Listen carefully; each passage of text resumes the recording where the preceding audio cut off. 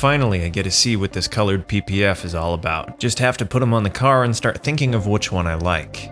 And I've got most all the day to do it as well. Just gotta be out of here by 5. I got time.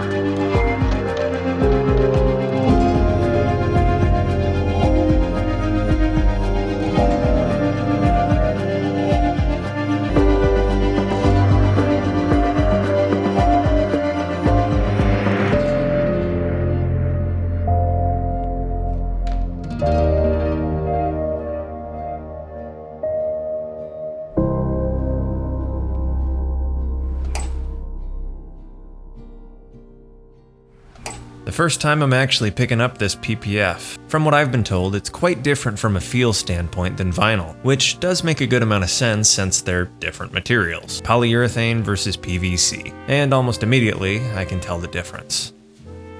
It feels soft. Like if vinyl was cotton, this would be silk. It feels more like vinyl does when it's warm than it does when it's cold. Come to think of it, it's probably a little bit easier to compare them with an actual piece of vinyl. Similar setup, PPF versus vinyl with no backing paper. The vinyl just has more structure. It feels like a plastic, whereas the green PPF feels almost like a sort of rubberized coating, or like a latex glove. Too early for me to really tell if that's a pro or a con, but it's definitely a notable difference. It seems like it wants to conform to whatever shape it's set on, as opposed to vinyl, which has a pretty strong resting memory.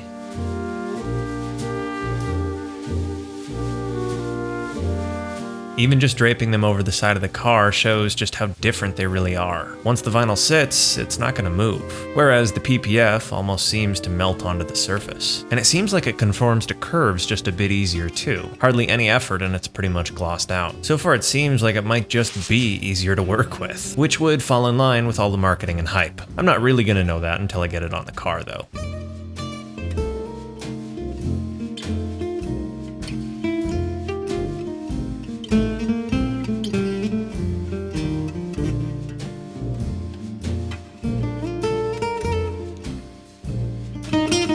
Granted, this is a pretty small section, but to be honest, it laid down way faster and way smoother than I thought it would for me not even using any tools. Plus, from the looks of it, just like the marketing suggests, the finish is kind of absurd. Considering how bad the section that this piece is actually applied on is, I'm shocked it has this kind of depth with how little time that actually took. Really, the only downside here is how bad the panel is underneath. And now that I think about it, if I'm gonna try and pick a color I like best, I should probably have it on a uniform surface. That way it's a fair competition. And given that the car doesn't really have any good panels yet, maybe I should take some time in surface prep before I put the colors on. Plus, it's not like I'm short on time or anything. I still have about 4 hours before I have to leave. And I mean, how long could it really take?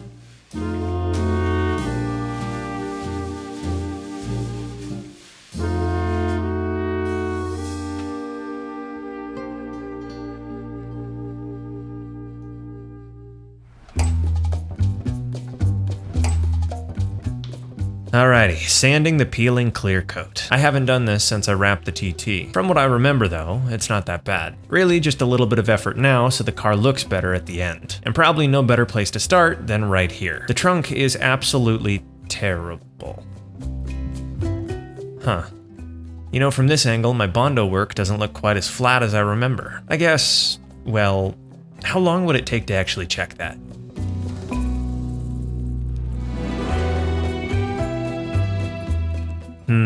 My eyes were not deceiving me. Looks like while it was a lot better than it was, it needs more Bondo. The actual surface itself is fine. The issue is the top crease is not quite as far out as the actual body line. And knowing myself, I'm not going to be able to stop thinking about it until I fix it. Plus, it's not like it's going to take that long. It's mostly done after all.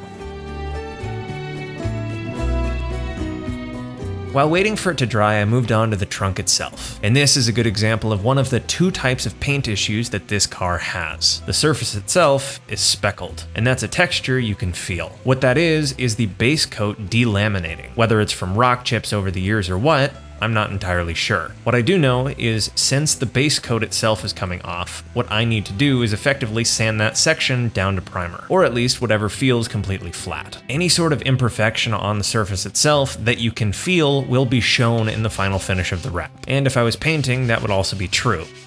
The gist is that the surface needs to be as flat as I can possibly get it. So depending on the issue, I'll have to sand to different depths in order to actually achieve this. If the base coat's peeling, I'll need to sand to the primer below. And if the clear coat's peeling, I'll need to sand into the base coat. The goal is to effectively be able to run my hand across the transition from primer to base to clear without feeling where the transition actually happens. And what that really boils down to is lots and lots and lots of sanding. But I'm getting a bit ahead of myself. Right now, after all, I'm only working on 2 panels, going back and forth, getting fixated on making this dent repair as good as possible, and while I'm waiting for the Bondo to dry, taking the same sander and applying it to the trunk in order to make sure that that is ready to wrap. It's a bit repetitive, but it's gotta be done.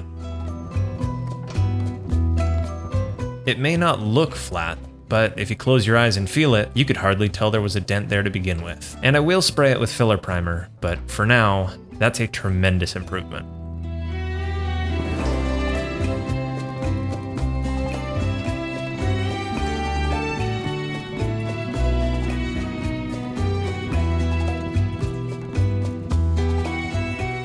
Well, look at that. The trunk lid is good to go, at least with this grade of sandpaper. Smooth to the touch, absolutely everywhere. Plus, it didn't even take that long. Where'd the 2 hours go? I guess now that I think about it, 3 coats of Bondo in 2 hours does track. Still, I'm surprised it went that fast. If I keep up this pace, I'm gonna have a hard time finishing the rest of the car today. But it's too early to freak out. One more 2-hour timer would still give me enough time to adjust my plan, if I need to. But I'm hoping that's not gonna be the case. All I've gotta do is get the rest of the surface to feel like this. Smooth and flat to the touch. And this is one of those situations where looks can be absolutely deceiving. This clear coat line sure doesn't look like it would really be that bad, but the issue happens when you run your finger over it. What I learned from the S4 and the TT was that if you can feel it at all, you will see it when it's wrapped. And since my goal for the E30 is to do the best wrap I've done, I don't want to run into the same issue again. But how am I going to make sure it is smooth if I can't really trust my eyes? It's not like I'm just going to do the entire car by feel. Though, I guess the trunk looks terrible, but when I close my eyes, I can't tell it was ever dented. So maybe this is one of those situations where ignoring one of my senses isn't a terrible idea. I guess that doesn't mean I have to actually close my eyes though, but I would be lying if I said it didn't help with focus. Running my fingernail over the transfer like this and it not getting caught is a good indication that that's feather sanded enough. Anywhere that gets caught or anywhere where I can feel a difference needs more sanding. So rather than caring about how the car looks while doing this, I'm focusing entirely on how it feels.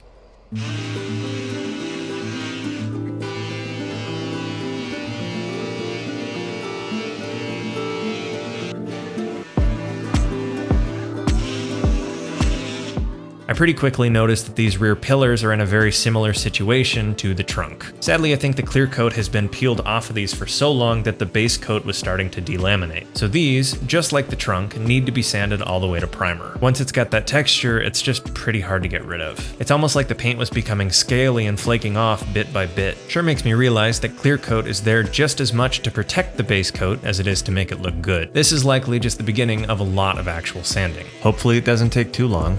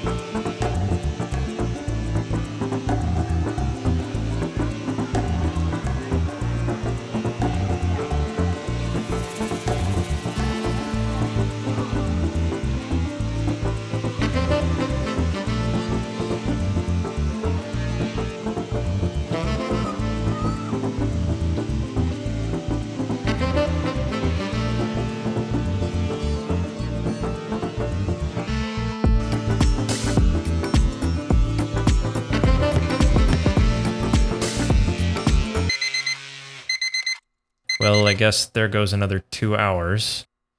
Now I've only got an hour left. And since I'm still only on the first grit of sandpaper, this is definitely not getting done today. This is such a repetitive task that time just seems to bleed away. I blinked, I missed it, and now the whole day is pretty much gone.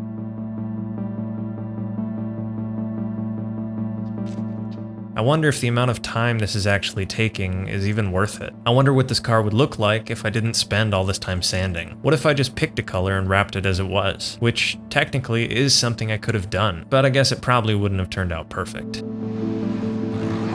Though it looks flat, a flat surface doesn't sound like this. I'm no expert, but sounds like 120 grit to me. Versus the intact Clearcoat doesn't really make a sound. That's what you want. But is that a difference you can actually see? Come to think of it, that's actually pretty easy for me to test. I can simply sand half a section and not sand the other half. Then I can wrap both sections with the same piece and see if it makes a difference, to see if that difference is actually worth the time.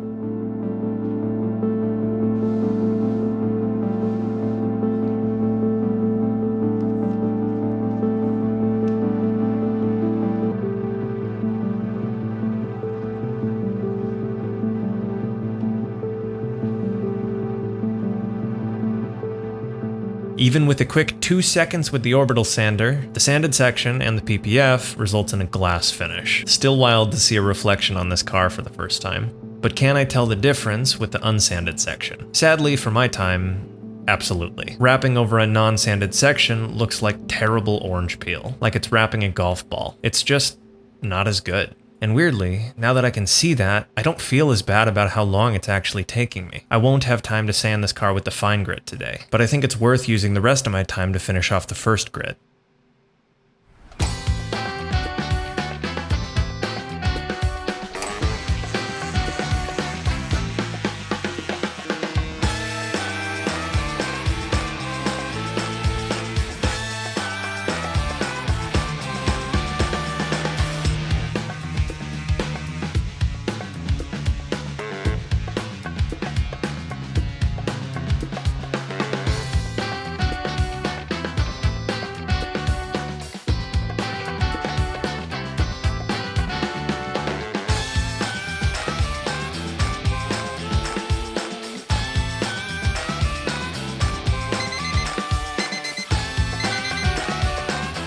Well, now I'm definitely out of time, but at least the whole car is smoothed up to 320 grit. If I'm being honest with myself, I don't have time to put the samples on. But given that was my one goal going into today, I don't know if I'll be able to stop myself from making time. It can't take that long. I just want to see him after all.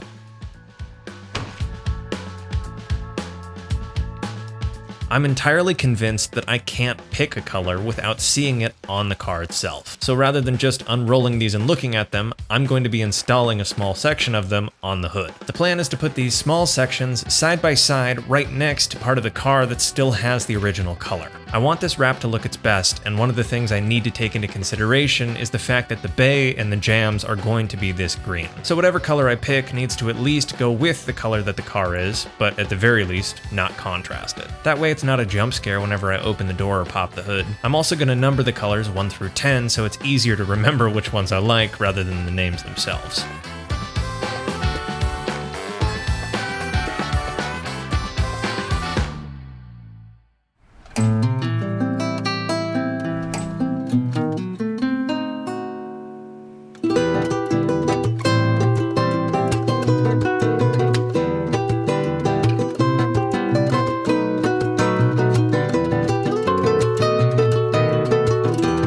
I could see almost any of these working on the car. Could be a simple and glossy solid color like orange or red, or even this satin version of, weirdly enough, what the stock car came with. 3 and 8 both change colors depending on how you look at them. 3 from a midnight purple to a dark blue, and 8 from a steely teal into a sage green. And having never seen a color change in person, those are pretty cool. The only one I'm not really considering right now is 1, because it's the same color that the S4 had. I love it, but I don't want 2 of the same color car.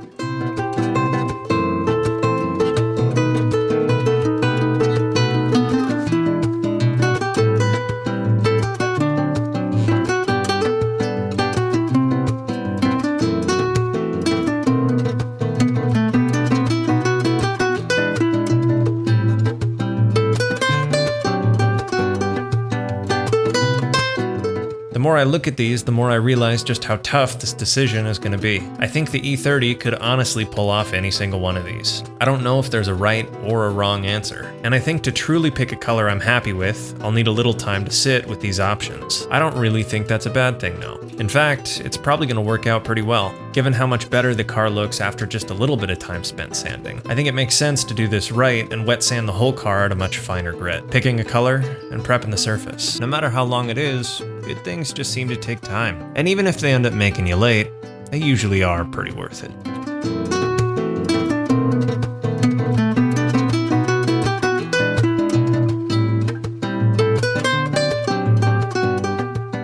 Thank you for watching. If you enjoyed the video, consider dropping a like and subscribing for more. That's the best way you can help support me and my content.